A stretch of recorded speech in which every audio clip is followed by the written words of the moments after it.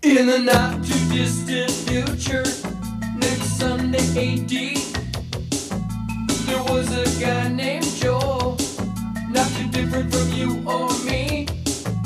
Hello, I'm Faith, and welcome to Faith's Take, where I talk about anything and everything that I find interesting. And welcome to my review of MST3K episode 112, Untamed Youth. I'm so sorry that it's taken literally months upon months to get back to reviewing the series like this, but I'm gonna shoot straight with you guys. It's been a really rough year for me, and when I'm feeling down, one of the last things I want to do is watch season 1 of this show, but I could watch almost any other episode to make me feel better instead. But I wanted to finally jump back in here and review the last couple episodes of the season. And what better time to do this than a month or so before the premiere of season 12 on Netflix? So let's finally dive right into my review of MST3K Untamed Youth. We open the episode as we have most of this season, with Joel briefly explaining how he's trapped in space to watch B-movies, and then we get a gag which unfortunately just isn't very entertaining. The best line revolving around said gag comes after the cold open with another classic Crow zinger. We then get another round of the invention exchange, where Joel comes up with a pipe that's impossible to light since they smell so bad. Too bad he was too early for the cotton candy smelling vape craze of today. The Mads then throw their hats into the ring with puppets that go on your tongue. While we've probably had worse invention exchanges, it's nothing to really praise here. Hey everybody, I'm Joel. I'm marooned in outer space on the satellite of love, and I'm the subject of a bizarre movie-watching experiment. I think I found the problem here, buddy. What? Some kind of a computer virus happening Oh, here. grody, it looks like a magnetic tapeworm. I don't know what you did, but my back hasn't felt this good in months. I'm cooking with Crisco now. Funny, you don't look any better. As you know, even avid smokers can't stand the smell of a tar-belching pipe. And so I invented this, the Never Light pipe. See, it puts it out for you. Now, Lair and I have discovered that children adore putting things in their mouth, and they love puppets. We've combined the two, put a little spin on it. We call it tongue puppets. The show, Larry. Hey everybody, it's me, Mr. Skanky. Oh, I love everybody here. Your film today, Joel, is a little teen exploitation film called Untamed Youth. It's got hip cats, cool chicks, insensitive authority figures, and a few show-stopping production numbers. Enjoy, if you can. Oh, we got movie star, let's go! And thus our feature presentation for the evening begins. We open with what we can assume is an untamed youth running through a barren field with the cops right on his tail. We then cut to two more untamed youths, a couple of sisters named Penny and Jane, swimming, when a prairie sheriff orders them out of the water so he can take them in for trying to hitchhike to LA to become entertainers. They then get the ridiculously harsh punishment from the judge of either 30 days in jail or 30 days paid labor on a local ranch. Keep in mind, these punishments are due to nothing the girls actually did, but rather due to the actions of a couple of other hitchhikers over the past couple of months. Then the girls, along with some more youths, are all carted off to the farm to start their cotton picking. After all the kids are briefed on the details, we see the owner of the farm, Trop, pay off the sheriff for bringing all the teens into him, and we now realize why the girls have been so unfairly judged. Oh, Western. Anytown, USA. How much you want to bet the word daddy-o's in this film a million times? Hey, after him, he's hiding behind those credits. Thought you could hide behind the credits, huh? Is that the primordial soup? Hey, there's a girl in my soup. Okay, draw it out. Will you go away first? Oh, that'd be neglected duty. At least they're not unbathed youth. Oh, hi, Landis. What you doing, fishing? No, just sexually harassing a few teens.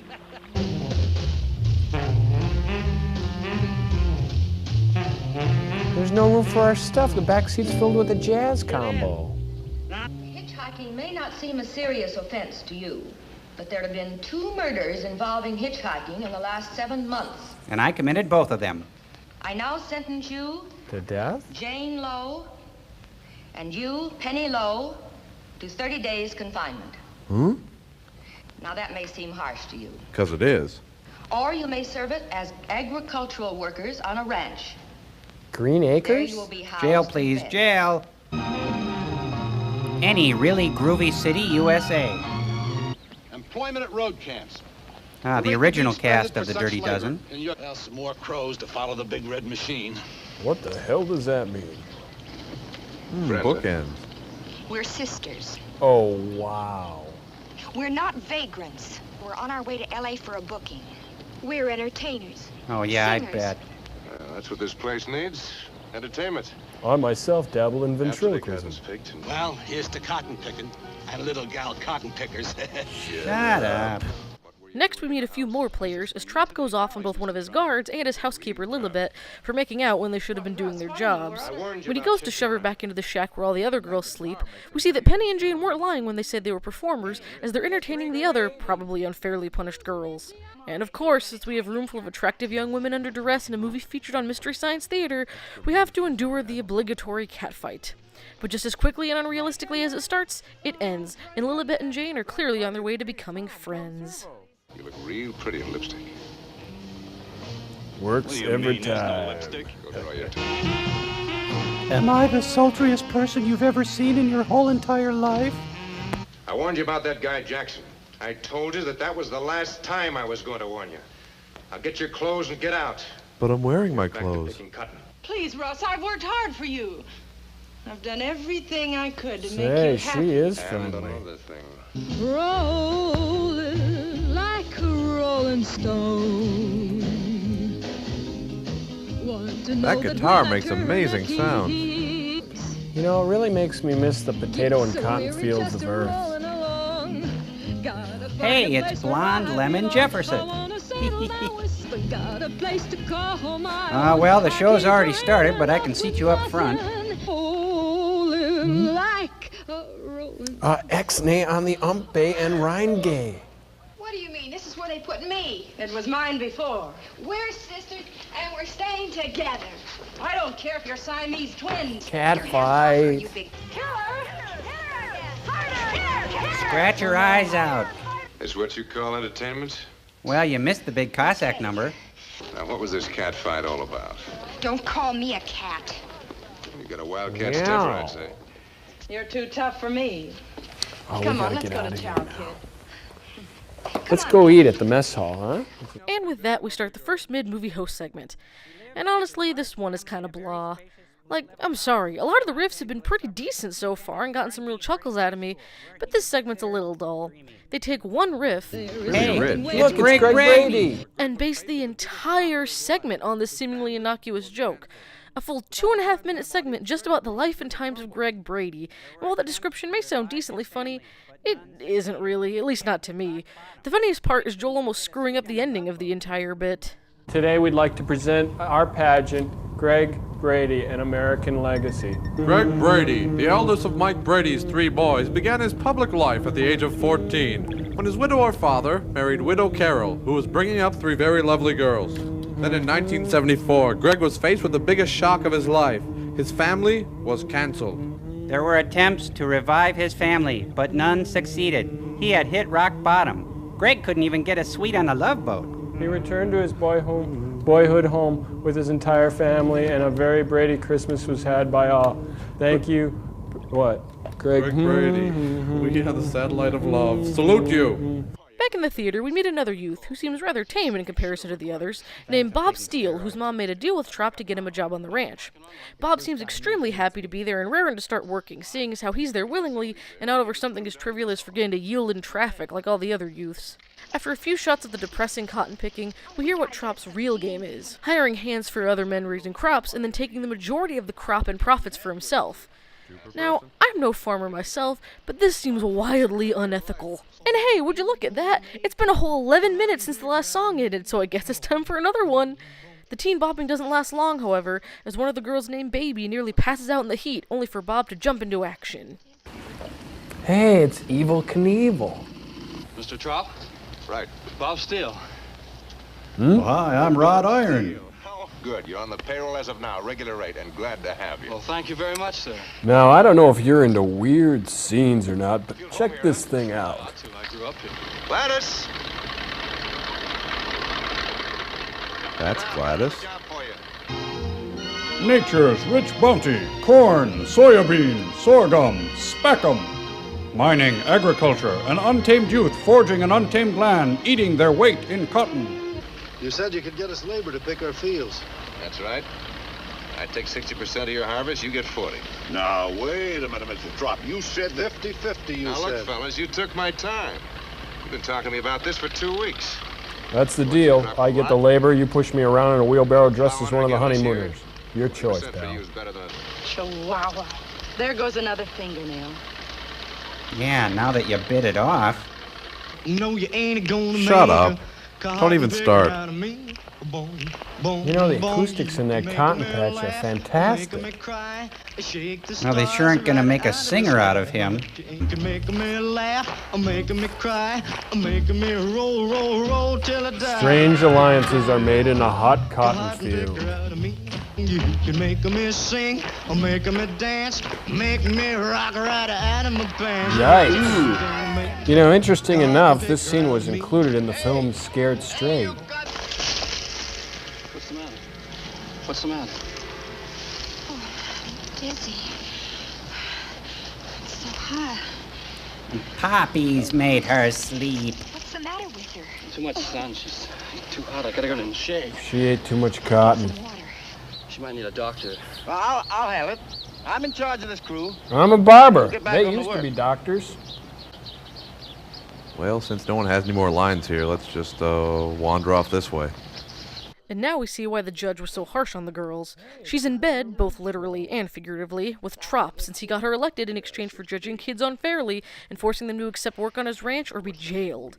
And to top it off, she's also Bob's mother, which I'm sure won't lead to any awkward or forced drama later on. Meanwhile, the cotton pickers are weighing the day's crop, and through some tell-don't-show dialogue, we learn that Baby's doing alright after her bout of heat exhaustion, but the judge refused to let her see a doctor, much to Jane's rightful chagrin. But after their hard day's work, they get to enjoy the swinginest forced labor party I've ever seen, only to be interrupted by the confusingly philosophical kitchen man. Honey, you could have phoned. I thought I'd catch you with another man. Oh, they left hours ago. Do you think it was smart sending him to me? After all, there's lots of other places he could work. Well, I want you two to get to know each other better. It'll make it easier when we have to tell him. That he's an android? Oh, Russ. Why can't we bring things out in the open? All right. And ruin the whole... Well, maybe it'd be only fair to certify some prisoners to them. Fair? Fair? I'm not interested in what's fair. I'm only interested in stuff that makes my head look You bigger. know that I chunked in a big wad of dough to get you elected too. Oh no, this is my idea. I thought of it, I made it legal, and I'm taking the profits from it. And you can't play with my Tinker Toys either. Who else in the valley? There's gonna be a lot of cotton plowed under this year for lack of help to pick it, but not on my places. I'll have a monopoly. Boardwalk Park Place, think of it. After this harvest, And I'm I'll be using the rich. shoe. And next season. The way things are going, I sometimes think we should break up. Gee, you mean it, Grandma? What does Uncle Dad have to say about that? Don't ever say that. Oh, hi. How's Baby doing today? Holding her own, I guess. But do you she's think's asked the me matter to with call her her anyway? Squeaky now. Gee, but your honorable mom didn't bother to have a doctor check any of us. He's gonna start singing, "He ain't gonna make a cotton wear out of me." You know, prison was never like this when I was there. Huh? That's a problem with today's youth. This is how their image of prison is. Just a short intermission, men. I need 2 dishwashers in the galley. I want 2 volunteers. all right, I'll take you and you. Ooh, I ain't no pearl diver. Well, that's not a requirement for Now, washing hear me out, my dishes. friend. I am a just man, even a philosopher of parts, possibly the most erudite bum for miles around. An actor of But in this sorts. day of craftsmen, and as field marshal of the mess hall, I And have whistle the master of the authority junior to high order you baton to squad. discovery. Your pale be pumpkin pie. A whole one? With whipped cream, man. And you got it made. This way, boys. If only beatniks had just stuck with pumpkin pie. Yeah. This movie really must not have inspired our crew very much, because we get another host segment, this time without even a thread of anything to do with the experiment. Instead, we randomly see Crow flashing back to a time when Joel hooked Gypsy up to Cambot to see what she was dreaming, and it's pretty much what you'd expect to see in Gypsy's brain. The other day, I was helping Joel with a very important project. We're linking Gypsy's cerebral data disk to Cambot's visual output device. Take a look at what she's thinking. It's Can I great. help? No, last time you helped on a project, we had to jettison a whole pan of burning rock candy into deep space. Cambot just rolled back the entire contents of Gypsy's brain and put it on the main viewer. This won't take long. Shh. Well, there it is. What is it? Oh, it's an 8x10 of Richard Basehart and some RAM chips. Oh, brother, another great mystery of the universe explained. Joel and the bots head back to the movie, and the party's still rockin' with the third song so far as Penny serenades the other youths. The confusingly philosophical kitchen man overhears the number and thinks Penny has real talent, and goes as far as to call Trop and insist that he let Penny be featured on the TV station that I guess Trop owns in addition to his bizarre cotton monopolization scheme, since, you know, that sounds like something a guy like him would inexplicably have. Trop agrees to hear Penny sing up at his house, but Jane and Lilibet try to tell Penny that Trop is probably thinking about something more inappropriate than a simple singing audition. Penny decides not to listen to reason, and instead goes off to the house of the man that's wrongfully imprisoning them for the next month. But Jane is at least able to convince Bob to go up to Trop's place and make sure nothing too bad or nefarious happens to her gullible sister. It's a puppet show. Thank you. Oobla baby. Oobla baby.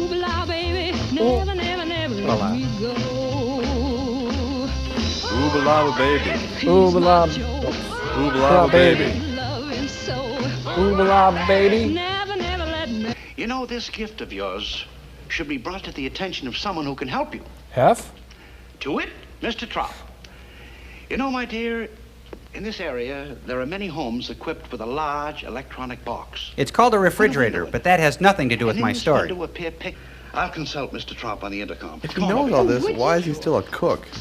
Sir, you have but to hear her mellifluous tones and see her beauty. Plural. And you would no more judge her than you would a flower. Pretty articulate for a slop cook.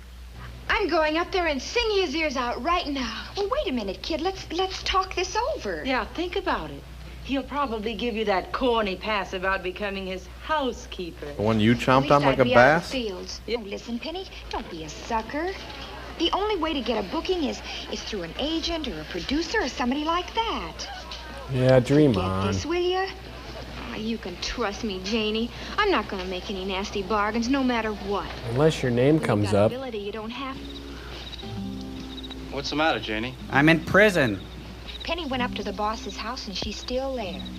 And it doesn't take an hour and a half to sing a song. Maybe it's Aida. Why don't you go up and... Penny's okay. She's just a sucker for a line. Oh, really? Look, couldn't you maybe go up there and pretend to want to see Mr. Trop? Well, not very well, not without some reason. You see, I'm a method actor. Cut to Trop's house, where he literally has Penny up against the wall and starts bold-faced lying to her, saying he never agreed to hear her out and that she must be the one lying. However, he still says he'll try to get her a spot on the station, so I'm not sure why he lied about hearing her out in the first place. But of course, all favors come with a price, and Trop implies the nastiness of his. Thankfully, Bob arrives in the nick of time and distracts Trop long enough for Penny to sneak out the back, only for Trop to then sick his dogs on her.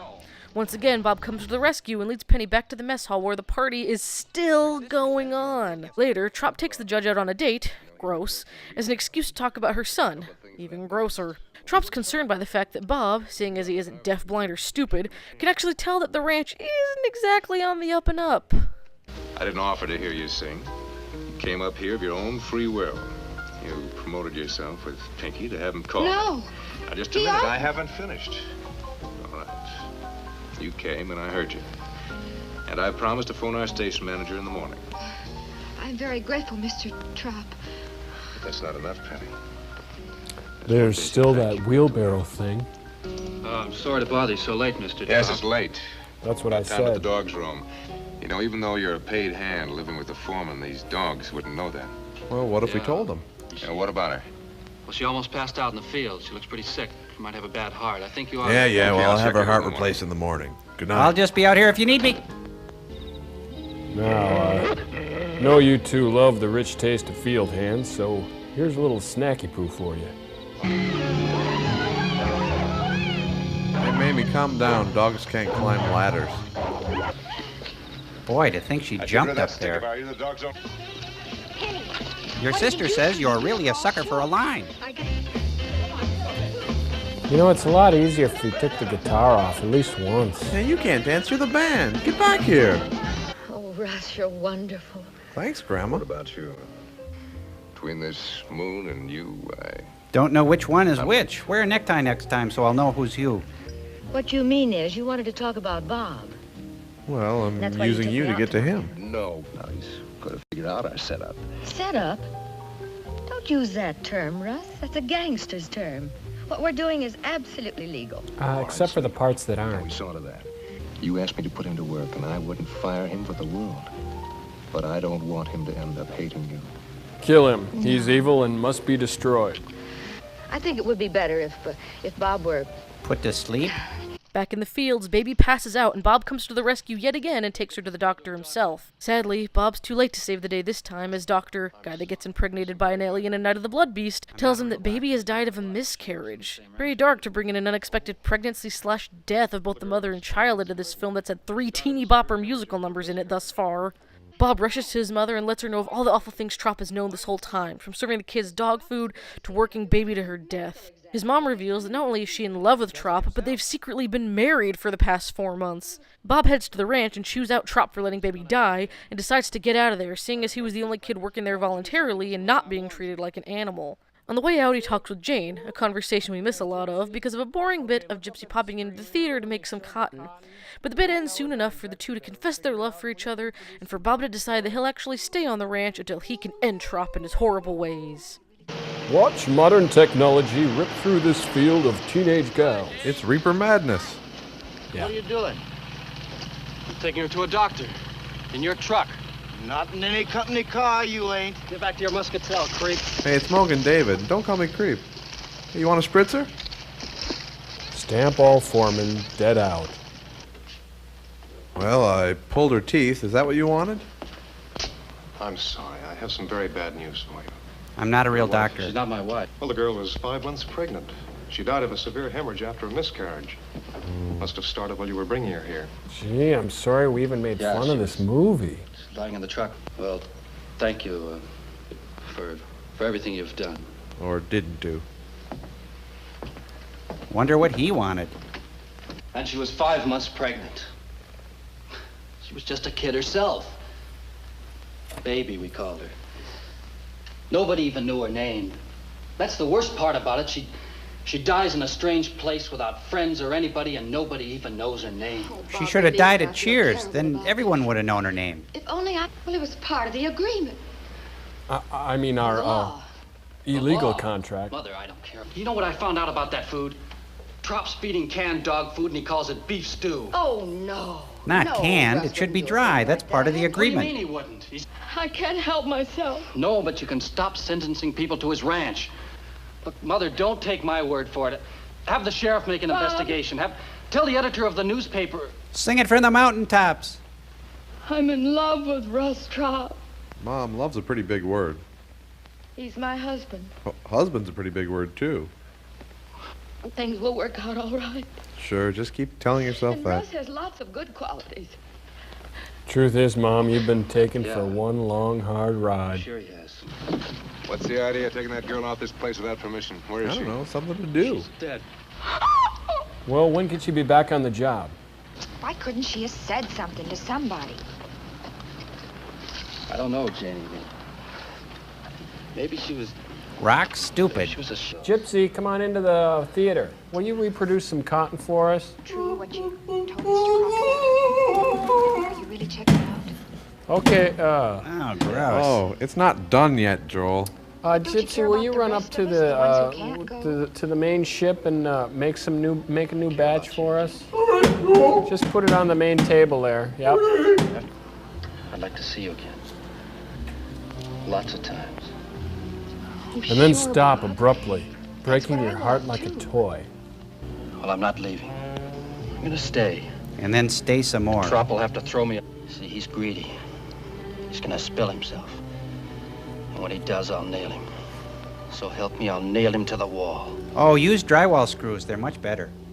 For a final mid-movie segment, poor Gypsy is sick and just vomiting up whatever she's commanded to. While Crow plays in all the fluffy cotton filling the ship, Tom keeps ordering Gypsy to throw up other things while Joel yells at him to get off the deck. Not bad, and once again, Crow, while not the focus of the scene, is the best part as he enjoys the fluffy goodness. Oh, Gypsy, honey, look at this. You are sick, aren't you? Oh, my goodness. Oh. Hey, honey, Joel, lay this down, is great. Lay down, girl. This is great, Kawabunga! Oh, the weather outside is frightful. Hey, this is great. The weather outside, I know a wiener man. Maybe you should have her fabricate something less messy, like saltwater taffy. Oh, I don't think that. Yeah. Oh, that's Yeah. just great. Would you get out of here? Stupid human. Get Hey, Gypsy, out! make another Tom Servo. Leave me alone! Happy birthday! Carl, how are you? Get out of here. Hey, I don't care if you're a second generation Tom Servo. Get out! The judge actually listens to Bob's advice and gets Jane up to her house to tell her all the grisly details about the ranch and the horrors that she herself deemed alright due to her incomprehensible and creepy love for the obviously evil Trop. But in the end, she believes Bob and Jane and goes off to confront him herself. And just in case you were actually interested in the plot, especially after that depressing miscarriage death, too bad, because it's time for another song. Trop. Boy, is he rank. Do you know what you're saying, young lady? Do you? Did I Are you stutter or telling something, me the Grandma? truth, or are you spreading malicious gossip? Malicious I can give you plenty of truth. proof. Ask my sister Penny. He got her up to his house and was going to get her on TV, and then he tried to make a pass at her. But she fumbled on the 4th down. Go on. Well, then there was And more ask bad Lilith. stuff. Real She bad. was his housekeeper. Oh, wow. Another musical number. Hot damn. They all sound the same. She's just reading the stage directions. This is like the Las Vegas prison camp, I think. Oobliata, baby. Pow, pow, pow. All right, that's lunch, everybody. It's the deli tray. Try and look smart. Okay, I said look smart. After the number, while Jane and the judge are headed back, Bob and Penny, with the help of one of the other girls, Margarita, see Trop making a deal with some Mexican farmers to sneak cheap labor over the border. Bob and Margarita get caught, and Trop sicks his dogs on them, but much like before, he only scares the kids with them and leashes them back up. Trop then tells his henchmen to take Bob and Margarita to the border and to get rid of them there. But thankfully, Penny got away and rallied all the other Untamed youths, while at the same time, the judge and Jane get there to break everything up. The judge has Trop and the Mexican guy booked for their plans and says that every Untamed youth is served their sentence in full, and it concludes with a happy ending for everyone. Jane and Bob get together, and Penny makes it onto TV after all. Where's Janie? I've been looking all over for her. Oh, we sold her into slavery for some magic beans. Why? Then she got in a car. What do you intend to do, Judge Steele? And who are all these guys on the I'm going to floor? try to clean up a mess. You better go turn in. No. Turn into Not what? till I find out what's happened to Janie. That's the man? Yeah, but he only speaks Spanish. So much the better. I'm so sorry. He's from Barcelona. Bueno, don't you? Go get Margarita and hurry. Frozen or on the rocks? What is he saying? He mumbled something about shooting the kid behind the tractor. I couldn't make out the rest. Está aquí en los Estados Unidos legalmente.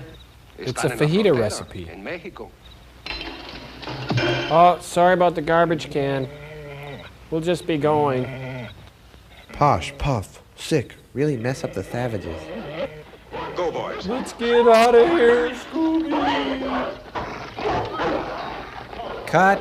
Okay, that's a wrap. Get the dog off. Okay, nice scene, everyone. Let's get home. We've got another scene to do in the morning.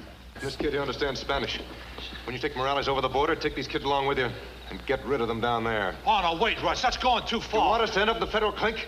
There's no time to argue. Mr. You don't want to Maytag do it, get Man. somebody else to. It's a big production Back to number. the bunkhouse. Drive through them. Let them down. Oh, great. Finally, a good job. What's this all about, Bob? This guy's a coyote.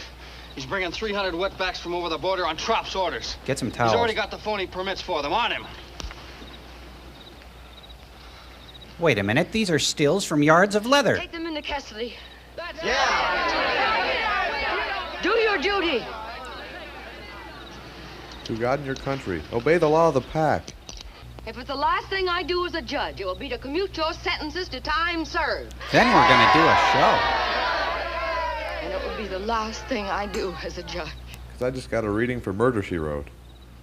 Hey, MTV, Mexican television.